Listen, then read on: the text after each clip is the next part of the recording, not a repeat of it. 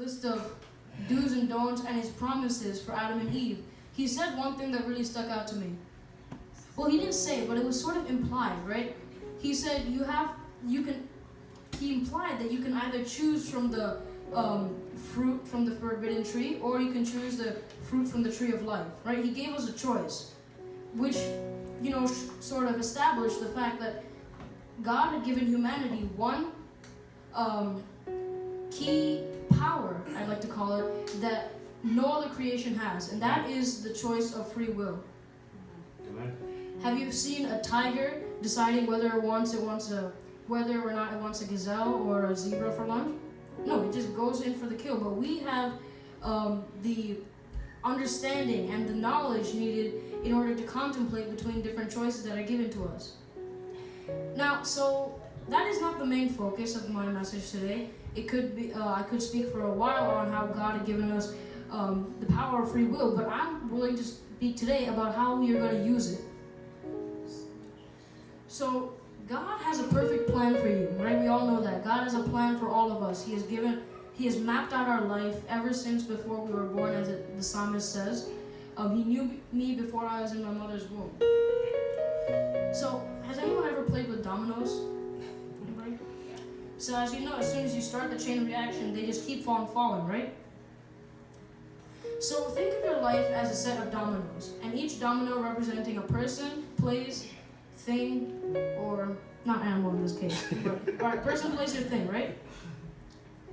So each of these are events, and different events, if you take out one domino, the chain reaction stops there, right? Or if you push them all down and rearrange them, the chain reaction will happen in a different way. That's sort of how God works over all of us. So if our life was dominoes, before we were even born, he would arrange them all out in a certain way. But God has also given us the power of free will. So your decisions based on what you think in that certain event that you're going through will affect the events that come after, just like a domino, right? If you make a decision that removes one person, place, or thing from your life, that will affect the dominoes that come after, right? So if I were to take out one, maybe the chain reaction would just stop there, or it would be altered. So, just gonna read a little bit from here. So dominoes, when referring to a course of action in human life, can move in a few ways. God has a plan created for the course of your life, and in order to make sure that the plan continues, God removes and adds dominoes.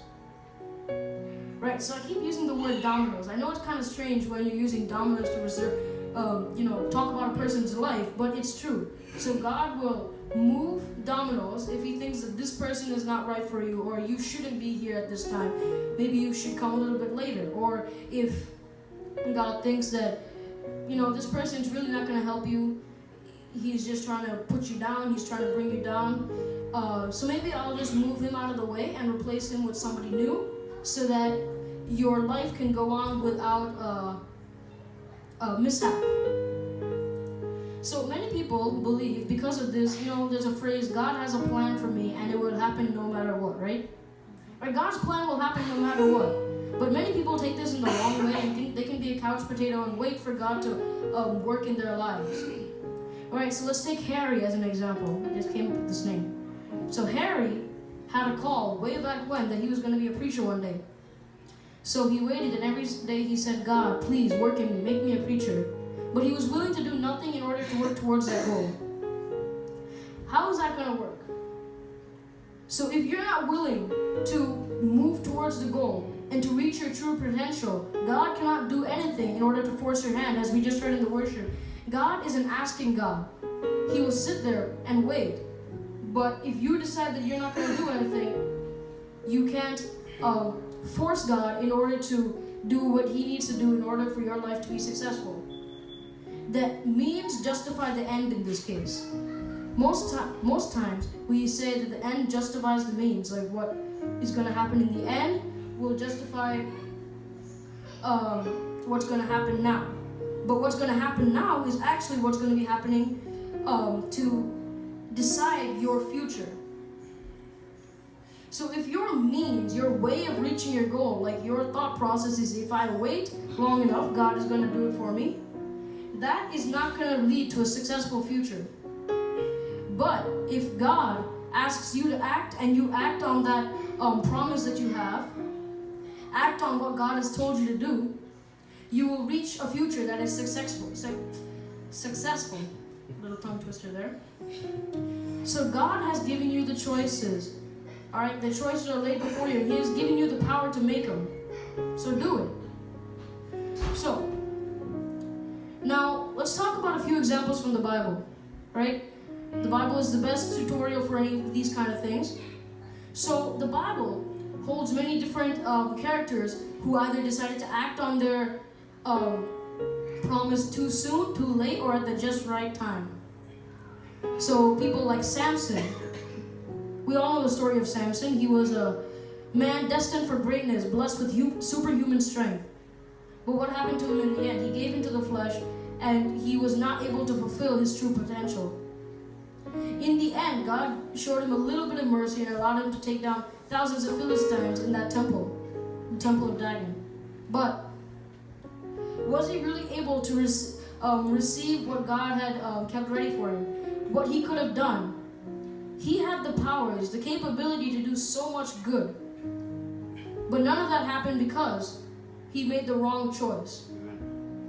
We believe sometimes that God, because He has a plan for us, our choices don't matter. No matter what happens, God will eventually make a way for you, right? God will make a way when there seems to be no way. Yeah, that's when there seems to be no way. But when you've got choices laid right in front of you, you don't need to ask God if you have to go to the bathroom or not. Right? So let's give another example. So a person comes up to you and says, you forgot to pay your loan. He's like, God will provide. You forgot to go to the supermarket. God will provide. You forgot to cook your dinner. God will provide. God is not going to provide and spoon feed everything that you need for you. You have to be willing to make the choices you need in order to reach that goal. Now, let's talk about a person whose life just went right? We just talked about Samson, whose life went wrong. Now, let's review someone whose life went right. So I'm just going to read a verse and see if you can recall what popular story from the Bible this is. Genesis 40, verse 14. But have me in thy remembrance, when it shall be well with thee unto me, and make mention of me unto Pharaoh, and bring me out of this house. Can anyone guess where this passage is from? Joseph. Yes, it's from Joseph. So Joseph was a man, the model biblical character. He was the role model to look up to. If you're looking on how to lead a spiritual life and resist all temptation, you have to look to Joseph. His story is vast. Entire chapters of the Bible are just reserved for Joseph's story. So we all know the basic outline. He was betrayed by his brothers and sold as a slave to Egypt. And when he was there, he had a sudden fall from glory, where he was once Pharaoh's most trusted servant to a slave, despised, and held in the castle dungeon. So at any one of these stumbling blocks that he came across, he could have decided, okay, I'm throwing in the towel, I'm going to quit. But he didn't. He could have made some wrong choices, but he didn't. So the choices that he made reflected in how his dominoes moved, and how his life turned out. However, as any human, they all have their imperfections, and we really can't blame him for this, can we? He decided that he was going to try and step in and force God's hand in order to move him out of the prison and back into the palace. When the baker and the steward were meeting their ends or their new beginnings, he asked the steward one thing after the baker had been executed. He asked him one thing, please. And that's this verse. Make mention of me unto Pharaoh. God had a plan to bring him out of that prison that he was in. But years had gone by, and he was just not seeing what God had placed for him right in front of his eyes.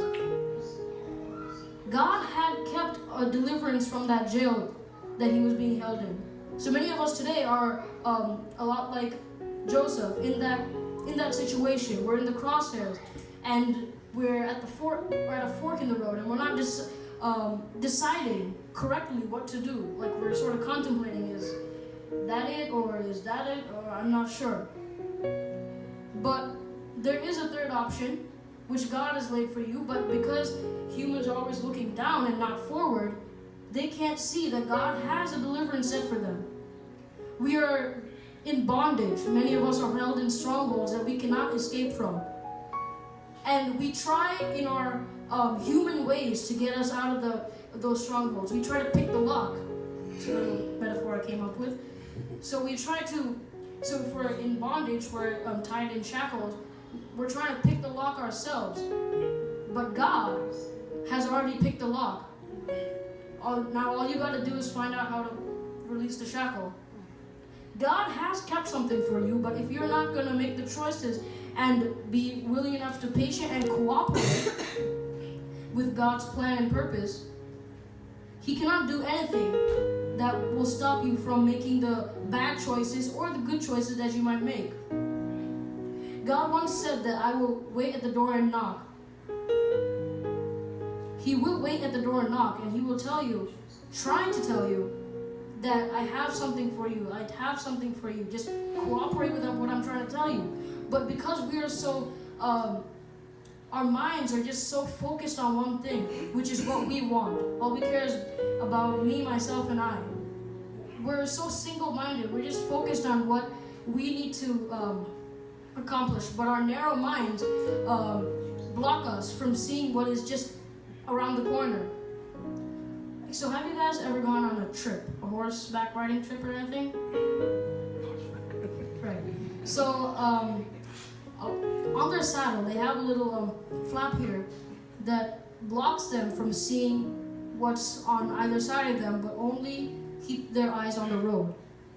This is sort of what fear has done to us. Fear blocks our vision, keeps us from looking to Jesus, who is standing right beside us, but He keeps us in that fear, in the darkness, only looking one way, not able to see that God is right next to us, holding our hand while we pull through it. He's not letting you see the choices that might lead to a better future right next to you. But that's when God, the horse handler, He comes and He removes those flaps, and we are able to see clearly. That's what happened on the night that we first accepted Jesus Christ. He came and He removed those flaps, and we were finally able to see. We were able to see the truth and the way, the light. And then we were able to make decisions and learn about how our decisions will impact what happens in our future. Your future is entirely in your hands, but your life is in God's. God holds you in His hand, but I was catching fireflies a few days ago. If you hold a firefly in your hand, but they want to move around, how are you going to keep them still? You can't pin it down, that'll kill it. So this is sort of how God handles us. We're kind of like these dumb fireflies. We're trying to hold them and keep them safe, but they'll just keep on moving around, straying from the path which we have left for them. Not a very big path, but a path nonetheless. But we have left for them a space for them to crawl around in, but they always want to seem to find a way out. Just like how we want to keep putting our foot in two boats. Make the right choices.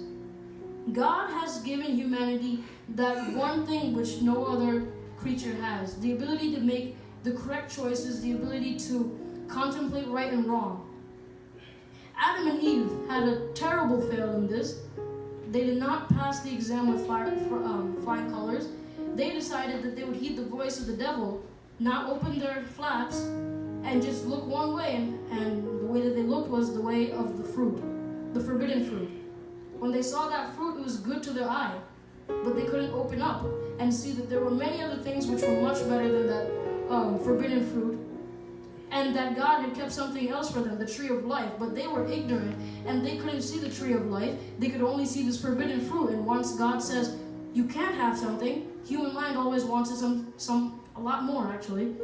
So they decided, okay, we're going to listen to this creepy old snake guy that came out of a tree, so I'm going to eat some fruit. They ate the fruit and they made that bad choice. And what happened to the rest of humanity? Sin.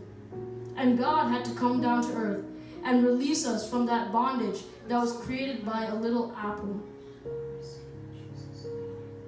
So, I mean, that's all I have to say today. I know it's not much, but I hope it touched somebody here. If you're ever going through that crossroads where somebody has to make a choice, decide on right or wrong, make sure to seek to God for guidance, but not be lazy and say that God will provide all the time. You got to make your own choices, and you got to be the man that God wants you to be. Amen.